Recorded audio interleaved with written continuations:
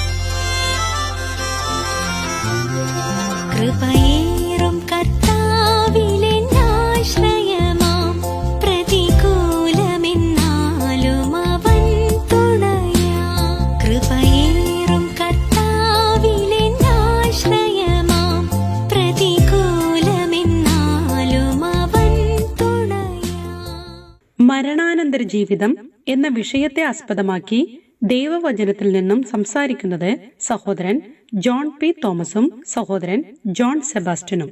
ഞാൻ ഒരു കാര്യം ചോദിച്ചോട്ടെ, ഔട്ട് ഓഫ് ബോഡി എക്സ്പീരിയൻസിനെ കുറിച്ച് സാർ മുൻപ് പറഞ്ഞല്ലോ. അതെ, അലക്സാണ്ടറിന്റെ ആ പട്ടാളത്തിലുണ്ടായിരുന്ന അവരുടെ ചില അനുഭവങ്ങളൊക്കെ. അതെ, അത് കമ്പയർ ചെയ്ത് വരുമ്പോൾ ഒരു ബൈബിൾ വിശ്വാസിക്ക് അല്ലെങ്കിൽ ഒരു ക്രിസ്തു വിശ്വാസിയെ സംബന്ധിച്ച് അത് ന്യായീകരിക്കാമോ, അനുകരണീയമാണോ, അനുകരിക്കാവുന്ന ഒരു കാര്യമാണോ?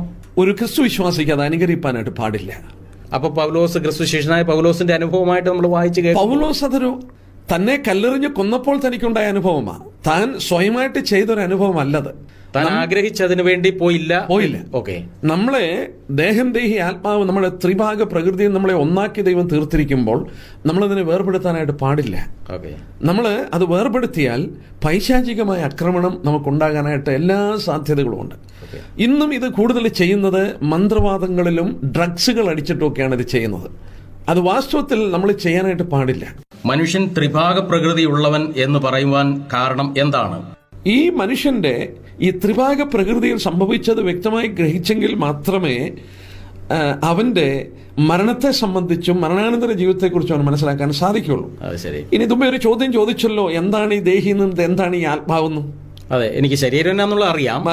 എന്നാൽ ഈ ദേഹിയും ആത്മാവും എന്താണെന്നുള്ളത് ഒന്നുകൂടെ ഒന്ന് വിശദീകരിക്കുന്നത്. ഈ ബൈബിളില് മനുഷ്യനും മൃഗവുമായിട്ടുള്ള വ്യത്യാസം നമ്മൾ ചിന്തിച്ചു. മനുഷ്യനൊരു ആത്മാവുണ്ട്, നമ്മളത് വ്യക്തമാക്കി.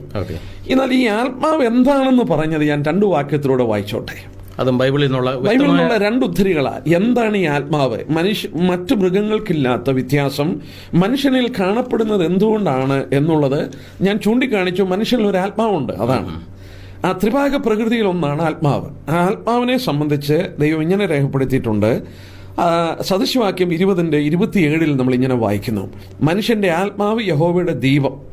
The spirit of man is the candle of the Lord, searching all inward parts of the belly. ദൈവത്തിന്റെ ദീപം അല്ലേ? ദൈവത്തിന്റെ ദീപമാണ്, കാൻഡിലാണ് ആ മനുഷ്യന്റെ ഉള്ളിലുള്ള ആ വാസ്തവത്തിൽ ആത്മാവ്. ഇനി ഇതോടെ ചേർന്ന് ഇയ്യോബിന്റെ പുസ്തകം 32-ാം അധ്യായത്തിൽ നിന്ന് ഞാൻ ഈ ആത്മാവിനുള്ള ബന്ധത്തിൽ ഒരു വാക്യം കൂടെ ഒന്ന് വായിക്കുമ്പോൾ നമുക്കത് ചേർത്ത് ചിന്തിക്കാം. 32:8 വാക്യം. 32:8 ഇങ്ങനെ വായിക്കുന്നു: എന്നാൽ മനുഷ്യരിൽ ആത്മാവുണ്ടല്ലോ, സർവശക്തന്റെ ശ്വാസം അവർക്ക് വിവേകം നൽകുന്നു. ഇംഗ്ലീഷിൽ ഞാനത് വായിക്കാം: there is a spirit in man and the inspiration of the Almighty giveth him understanding. ദൈവം ഊതി അവന്റെ ഉള്ളിൽ കൊടുത്ത ആത്മാവ് അവൻ അണ്ടർസ്റ്റാൻഡിങ് കൊടുക്കുന്നു. മൃഗത്തിനില്ലാത്തൊന്നും മനുഷ്യനുണ്ടോ? ഉണ്ടെന്നാണ് ഇതിൽ നിന്ന് വ്യക്തമാക്കുന്നത്. അതിനിടയ്ക്ക് ഒരു സംശയം ചോദിച്ചോട്ടെ, അവിടെ ദൈവത്തിന്റെ ശ്വാസം എന്നാ പറഞ്ഞിരിക്കുന്നത്. ആത്മാവ് സമം ശ്വാസം എന്ന് പറയാം. ദൈവം തന്റെ ജീവശ്വാസം അവന്റെ ഉള്ളിൽ ഊതിയപ്പോൾ അവന്റെ ആത്മാവിന്റെ അംശം അവന്റെ ഉള്ളിൽ ആക്കി തീർക്കുകയാണ്. അപ്പൊ ഈ ആത്മാവ് എന്ന് പറയുന്നത് മരിക്കുമ്പോ ശ്വാസം പോകുന്നതാണ് ആത്മാവ് പോകുന്നെന്ന് പറയാവോ? ശ്വാസം പോകുകയാണെന്നല്ലേ, അവന്റെ ശരീരത്തിൽ നിന്ന് ആ ദേഹിയും ആത്മാവും വിട്ടുപോരുകയാണ്. ശരി. ഈ ശരീരം വാസ്തവത്തിൽ ഒരു കൂടാരം മാത്രമാണ്, ഒരു വാസസ്ഥലമാണ്. ഇതൊരു ഭൗമമായ മണ്ണുകൊണ്ട് നിർമ്മിക്കപ്പെട്ട ഒരു വീടാണ്. നമ്മൾ പാർക്കുന്നതൊക്കെ മണ്ണുകൊണ്ടുള്ള വീട്ടിലല്ലേ? പണ്ട് കാലത്തായിരുന്നു, ഇപ്പം അതിൽ നിന്ന് വ്യത്യാസം വന്നു. ഇന്നാണെങ്കിലും അത് മണ്ണുണ്ട് അതിന്റെ പുറകിൽ. ഏത് ഇഷ്ടികയും ഏത് ബ്ലോക്സ് എടുത്താലും അതിന്റെ പുറകിൽ മണ്ണുണ്ടല്ലോ. ആ മണ്ണുകൊണ്ടുള്ള ഒരു ഭവനത്തിൽ നമ്മൾ പാർക്കുന്നു, മൺകൂടാരത്തിൽ. ഈ ശരീരവും മണ്ണുകൊണ്ടുണ്ടാക്കി. ഈ ശരീരം ഒരു കൂടാരം മാത്രമാണ്, ആത്മാവിനും ദേഹിക്കും പാർക്കുവാൻ. ദൈവത്തിന്റെ ജീവശ്വാസം അവന്റെ ഉള്ളിൽ കൊടുത്തപ്പോൾ ആ ജീവശ്വാസത്തെക്കുറിച്ച് രേഖപ്പെടുത്തിയിരിക്കുന്നു. മനുഷ്യരിൽ ആത്മാവുണ്ടല്ലോ, സർവശക്തന്റെ ശ്വാസം അവർക്ക് വിവേകം നൽകും, അണ്ടർസ്റ്റാൻഡിങ്. സദൃശവാക്യത്തെ നമ്മൾ വായിച്ചു, the spirit of man is the candle of the Lord. ദൈവം കൊടുക്കുന്ന പ്രകാശം അവിടെയാണ്. മൃഗങ്ങൾ ആരും ദൈവത്തെ ആരാധിച്ച് കാണുന്നില്ല. ഒരു മൃഗവും ഒരു കുരിശും തൊട്ടിയുടെ അടുക്കൽ പോയി പ്രാർത്ഥിക്കുന്നില്ല. ഒരു പള്ളിയിൽ പോയി അവൻ നേർച്ചയിടുന്നില്ല. ഒരു മതകർമ്മങ്ങളും ഒരു മൃഗങ്ങളും ഒരു പക്ഷികളും ചെയ്യുന്നില്ല. എന്താണ് അതിന്റെ വ്യത്യാസം? മനുഷ്യൻ മാത്രം ചെയ്യുന്നതിന്റെ വ്യത്യാസം ഇവിടെയാണ്. മനുഷ്യന്റെ ഉള്ളിൽ അത് വളരെ ഗൗരവകരമായ ഒരു ചിന്തയാണല്ലോ തരുന്നത്. മനുഷ്യൻ മൃഗങ്ങളിൽ നിന്നും വ്യത്യസ്തനാണ്, വിഭിന്നനാണ്. എന്റെ കൂട്ടുകാർ പലരും ഈ ആത്മാവ് എന്ന് പറയുന്നതൊക്കെ പണക്കാരുടെയും ഈ മത നേതാക്കന്മാരുടെ ഒരു കണ്ടുപിടുത്തം എന്നൊക്കെ ചിന്തിക്കുകയും ഒക്കെ പഠിപ്പിക്കുകയും ചെയ്യുന്ന ഒരു കാര്യമാണെന്ന് പറഞ്ഞ് അവതരിപ്പിക്കാറുണ്ട്. പക്ഷേ ബൈബിളിൽ അതിനെക്കുറിച്ച് വളരെ വ്യക്തമായ പഠിപ്പിക്കലുകളുണ്ടല്ലേ? ബ്രദർ, ആ ചോദിച്ചതിനോടുള്ള ബന്ധത്തിൽ ഒരു വാക്ക് എനിക്ക് പറയാനുണ്ട്. സ്നേഹിതന്മാർ പലരും അങ്ങനെ ചോദിക്കുന്നു എന്ന് പറഞ്ഞു.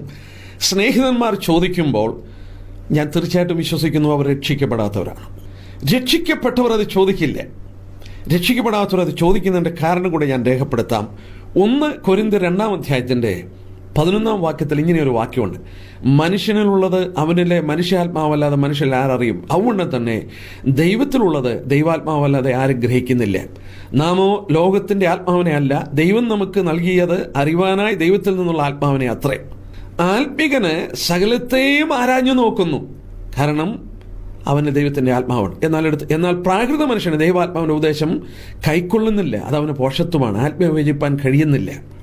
പ്രാകൃത മനുഷ്യനോട് പറഞ്ഞിരിക്കുന്നത് നാച്ചുറൽ മാൻ, പ്രകൃതിയാൽ ജനിച്ചിരിക്കുന്ന മനുഷ്യൻ, രക്ഷിക്കപ്പെടാത്ത മനുഷ്യൻ, വീണ്ടും ജനനമില്ലാത്ത മനുഷ്യൻ, ഈ കർത്താവായ യേശുക്രിസ്തുവിനെ അംഗീകരിക്കാത്ത വിശ്വസിക്കാത്ത മനുഷ്യനല്ലേ? വിശ്വസിക്കാത്ത മനുഷ്യൻ. അവനിൽ ദൈവത്തിന്റെ ആത്മാവ് വസിക്കുന്നില്ല. അപ്പോൾ ചോദിച്ചേക്കാം, ത്രിഭാഗ പ്രകൃതി ഉണ്ടല്ലോ മനുഷ്യന്, അതെ, അവന്റെ ആത്മാവില്ലേ എന്ന് ചോദിച്ചേക്കാം. ഏദൻ തോട്ടത്തിൽ വെച്ച് ആദമിനോട് ദൈവം സംസാരിച്ചത് ഓർമ്മയുണ്ടോ?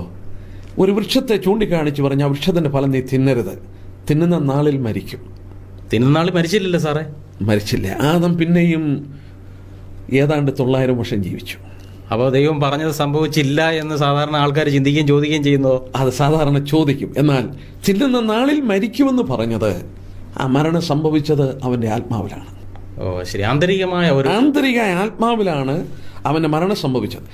ആത്മാവിൽ സംഭവിച്ച മരണമാണ് ശാരീരിക മരണത്തിൽ ചെന്ന് കലാശിക്കുന്നത്.